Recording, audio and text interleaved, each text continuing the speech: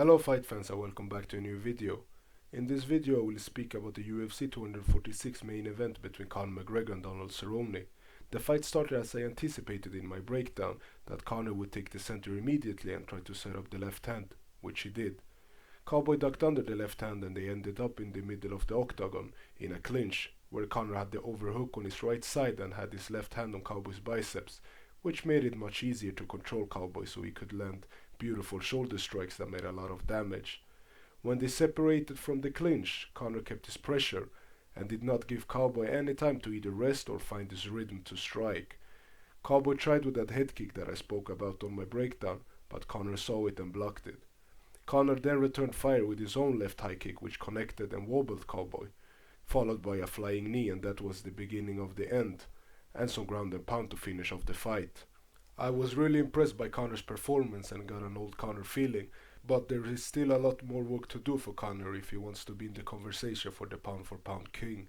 Now, all the UFC politics aside, if Conor McGregor wants to stay in the 170 pound division, I feel that he should fight one or two top contenders before he fights for the title.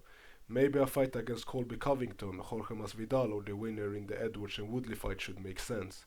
But I'm pretty confident to say that the UFC and Dana White has other plans for Conor McGregor, and they will do everything in their power to make the rematch between Conor and Khabib sooner or later, as that is the fight that will for sure break the record for most sold pay-per-views in the history of the sport.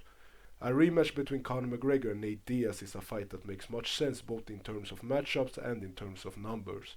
Conor will probably face some of these fighters that are named, but my job is to analyze fights, so I leave the speculation to you fans and the journalists of the sport. As for Cowboy, it was very unfortunate that the fight ended so quickly, and I would love personally to see more of the fight. Cowboy has had a very great career and will for sure be in the UFC Hall of Fame, but should now consider, in my opinion, maybe retirement. He has had too many fights and has taken a lot of damage lately, but we all know Cowboy Cerrone, and I'm confident to say that he will at least have one or two more fights before it's all said and done. And as a fan of the sport, that makes me very glad. Thank you all for listening, and don't forget to subscribe for more content. Until next time.